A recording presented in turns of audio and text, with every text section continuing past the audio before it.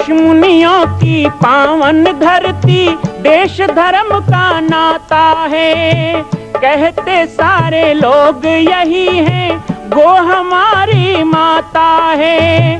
जाग उठो ओ भारतवासी, जाग उठो ओ भारतवासी, गो पर छुरियां चलती हैं। बंद करो गो माँ की हत्या, सारी जनता कहती है। बंद करो गो माँ की हत्या, सारी जनता कहती है।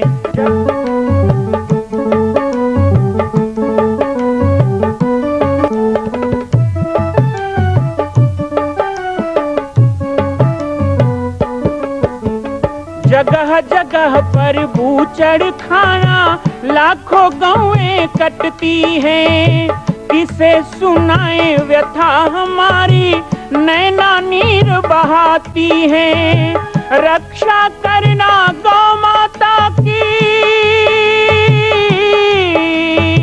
रक्षा करना गौ माता की, गीता ज्ञान सिखाती है। बंद करो गो माँ की हत्या, सारी जनता कहती है। बंद करो गो माँ की हत्या, सारी जनता कहती है।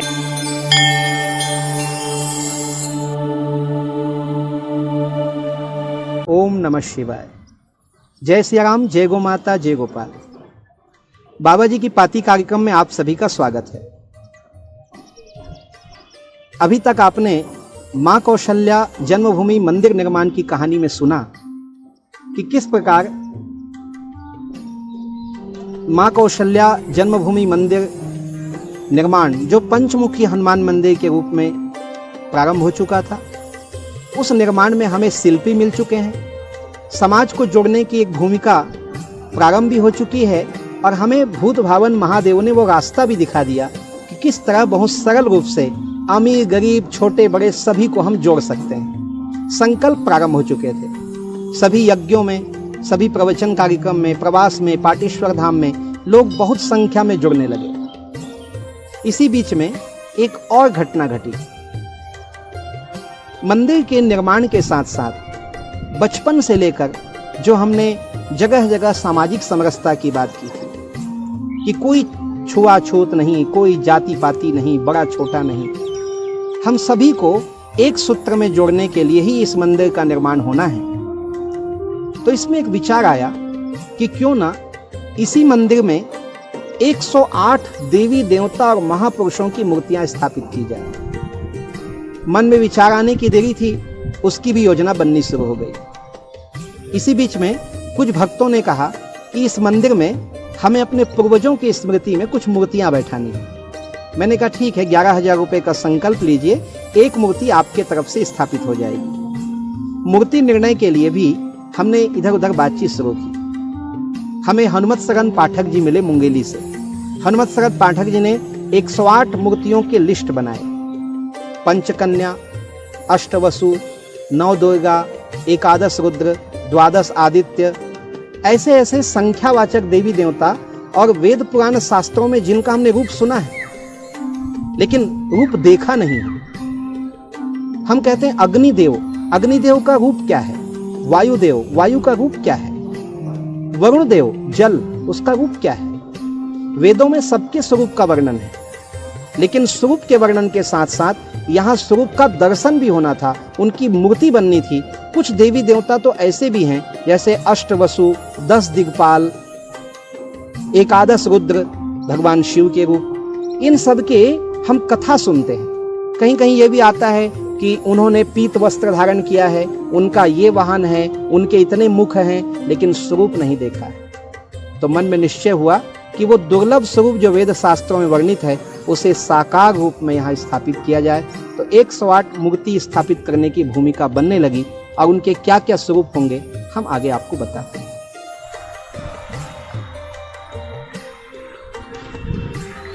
कहते हैं जो कार्य ईश्वर की प्रेरणा से होता है वो स्वतः होने लगता है। 108 मूर्तियों के निर्णय के लिए हम विचार कर रहे थे और हमें वह लिस्ट भी प्राप्त हुआ। एक एक करके भक्तों ने मूर्ति स्थापना का संकल्प लेना प्रारंभ किया, जो आज तक जारी है। बहुत सुंदर सा नाम दिया गया, मणिमाला सदस्य। जैसा कि मैंने पूर्व में आपको बताया कि कुछ देवी देवता ऐसे होते हैं जिनका हम नाम जानते हैं, क्रम नहीं जानते, क्रम जानते हैं, रूप नहीं जानते। वो सब यहां देखने को मिले। दूसरा एक निर्णय यह भी हुआ कि क्यों ना सामाजिक मान्यताओं के अनुसार जिन मान्यताओं में समाज अलग अलग पंक्ति भेद में, वर्ग भेद में बट रहा है, उनको भी इस मंदिर के निर्माण से जोड़ा जाए। कोई अपने आप को कबीर पंथ कहता है, कोई अपने आप को घिसा पंथ कहता है, कोई कहता है कि मैं घासीदास को मानता हूं तो मैं सतनामी हो गया। कोई तो ये भी सोचते हैं कि मैं गायत्री परिवार से जुड़ा हूं, गायत्री मंत्र जपता हूं तो मैं गायत्री परिवार का हो गया। ऐसे विभिन्न जाति पाति और मान्यताओं में हमारा हिंदू समाज खंड खंड बंटते जा रहा है। ये बोलने का विषय नहीं है। मैं कई बार सोचता हूं कि जो लोग सामाजिक समरसता का उपदेश देते हैं, जो लोग कहते हैं हिंदुवः सोदरः सर्वे न हिंदू प्रतितो भव, वो क्या केवल कहने के लिए है? कोई ये शुरुआत क्यों नहीं करता? गायत्री परिवार क्यों कबीर पंथ के कबीरदास जी को या कर्मा माता को अपने मंदिर में एक साथ नहीं बैठाते? क्यों कबीर पंथ के लोग तुलसीदास जी, सूरदास जी और नानक महावीर को अपने साथ नहीं बैठाते? यदि हमारे पूजा स्थान में ही भिन्नता होगी, हमारे पूजा में ही भिन्नता होगी, तो हम एक कैसे बनेंगे? समाज एक कैसे बनेगा? इसी विचार से यह भी संकल्प हुआ कि इस मंदिर के निर्माण में बाबा कबीरदास जी, तुलसीदास जी, सूरदास जी, रविदास जी, घासीदास जी, कर्मा माता, परमेश्वरी माता, शाकंभरी देवी, अन्नपूर्णा, काली, दुर्गा, संतोषी, लक्ष्मी, कौशल्या, यशोदा, जितने भी मान्यताएं हैं, गायत्री माता, सबकी मूर्ति की स्थापना की जाए। एक सर्व समाज और सर्व मत पंथ को जोड़ने वाला यह स्थान बने। एक केवल मंदिर ना बने, बल्कि ये आंगन बने जहां पर हिंदू संस्कृति खेले, पले, बढ़े और विकसित हो। संकीर्ण भावनाओं में जाकर के वो अपना विनाश ना करे, बल्कि वो व्यापक बनकर इस भारत को जगत गुरु के पद में स्थापित करे। एक बहुत बड़ी सोच का जन्म यहां पर हुआ। 108 मूर्तियों का निर्णय कर लिया गया। मूर्तियों की स्थापना के लिए बहुत से नाम भी आने लगे। एक नया अध्याय जुड़ चुका था। लोगों का कौतूहल और लोगों की उत्सुकता भी बहुत बढ़ चुकी थी। मंदिर निर्माण में एक चरण और जुड़ा। मंदिर निर्माण के बहुत सारे आयाम हो चुके थे। अब समय आया कि इस मंदिर निर्माण के प्रथम तल में किस मूर्ति की स्थापना हो, ये चयन किया गया। 3 मंजिल का मंदिर बनना है, तय हो गया। लाल पत्थर से बनेगा, शिल्पी भी तय हो चुके। 108 मूर्तियां बैठी। मध्य जो साधना का स्थल होता है, गर्भगृह। गुरुदेव की बड़ी इच्छा थी कि भगवान भूत भावन महादेव का एक स्थान होना चाहिए। निर्णय लिया गया कि इस ऐतिहासिक मंदिर के गर्भ में, नीचे तल के मध्य में भगवान भूत भावन आदिदेव महादेव की प्रतिमा स्थापित। बहुत ही दिव्य और स्फटिक शिवलिंग की स्थापना। इस स्थापना के लिए पूरे शिव परिवार की आवश्यकता थी। शिव परिवार के लिए भी गर्भगृह में गोखले बनाने के निर्णय लिए गए। इसलिए नींव के अंदर गर्भगृह के निर्माण को बहुत ही बड़ा बनाने के लिए, 21 फीट का बनाने के लिए तैयारी किया गया। और उसी जगह में पंचशिला का शिलादान होना था। जो शिलान्यास होता है मंदिर के निर्माण में, जो शिलान्यास का कार्य किया जाता है, उसमें पंचशिलाएं लगाई जाती हैं। तो पंचशिलाओं का निर्माण भी प्रारंभ हो गया, क्योंकि ये सन 2002-2003 की घटना है और हमें अब 2005 में शिलान्यास करना था। शिलान्यास के लिए पंचशिलाओं का निर्माण प्रारंभ हुआ। भगवान महादेव शिव परिवार की स्थापना के हिसाब से, क्योंकि जिस देवता की स्थापना की जाती है उसी देवता के प्रतीक भी उसमें बनाए जाते हैं। यदि भगवान शिव का गर्भगृह में स्थापना होना है तो नाग, अंकुश, त्रिशूल, शंख, इस प्रकार की शिलाओं में चिन्ह अंकित किए जाने लगे। शिलाओं के निर्माण के लिए भी बड़ा कौतूहल था। यदि शिलान्यास करना है तो शिलाओं को संपूर्ण राज्य में भ्रमण करवाया जाता है। 1 लाख लोगों से पूजा करवाई जाती है। और एक राज्य का अतिक्रमण भी किया जाता है। एक राज्य का अतिक्रमण इसलिए कि सीमोल्लंघन राज्य का करके शिलाएं जब वापस आती हैं तो अधिक शक्ति संपन्न हो जाती हैं और ताम्र स्तंभ में फिर उसे स्थापित किया जाता है। तो पंचशिलाओं का निर्माण और शिलान्यास की तारीख के लिए अब हमें एक ऐसे योग्य पुरोहित की आवश्यकता थी, एक ऐसे विद्वान और ज्योतिष की आवश्यकता थी जो इस ऐतिहासिक मंदिर के उस घड़ी को, उस शुभ मुहूर्त को, किसी भी कार्य को प्रारंभ करना है तो एक मुहूर्त की आवश्यकता होती है, एक ऐसा योग्य मुहूर्त जो हमें दे सके। तो उसके लिए तलाश जारी हुई। हमने भगवान भोलेनाथ पे ही छोड़ दिया क्योंकि सबसे बड़े ज्योतिष तो वही हैं, वैद्यनाथ।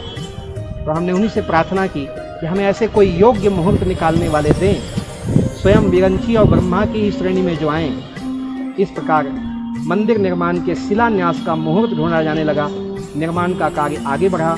आप सभी बाबा जी की पार्टी कार्यक्रम में जुड़े हुए हैं और देख रहे हैं माँ कौशल्या जन्मभूमि मंदिर निर्माण की कहानी। इस कहानी में आगे हम आपको शिलान्यास का बहुत ही सुंदर दृश्य दिखाएंगे भी और सुनाएंगे भी। आप इसी तरह जुड़े रहें। एक बार पुनः आप सभी को धन्यवाद दूंगा इस कार्यक्रम को अपना समर्थन देने के लिए, अपना प्रेम देने के लिए।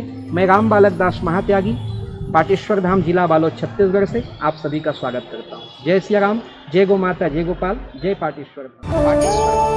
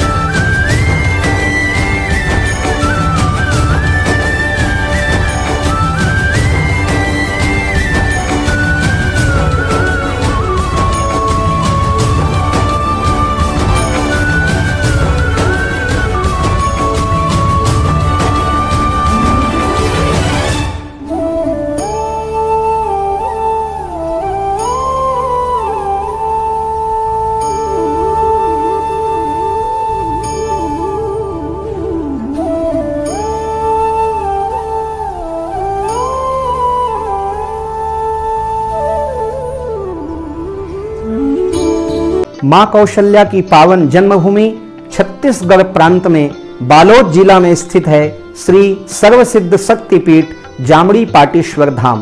परम पूज्य सद्गुरुदेव राजयोगी बाबा जी की तपस्थली श्री पाटेश्वर धाम और विश्व के अद्वितीय मां कौशल्या जन्मभूमि मंदिर निर्माण का दर्शन करने और इसी प्रकार समसामयिक विषयों पर अपना ज्ञान वर्धन करने के लिए और 10,000 गायों के लिए बनने वाले श्री हनुमान नंदीशाला गो अभ्यारण्य का समाचार प्राप्त करने के लिए आप सभी देखते रहें YouTube चैनल पर राम बालक दास, और हमारे चैनल को आप सभी सब्सक्राइब करें, घंटी का बटन दबाएं ताकि आप सूचनाओं से जुड़े रह सकें। जय श्री राम, जय गो माता, जय गोपाल।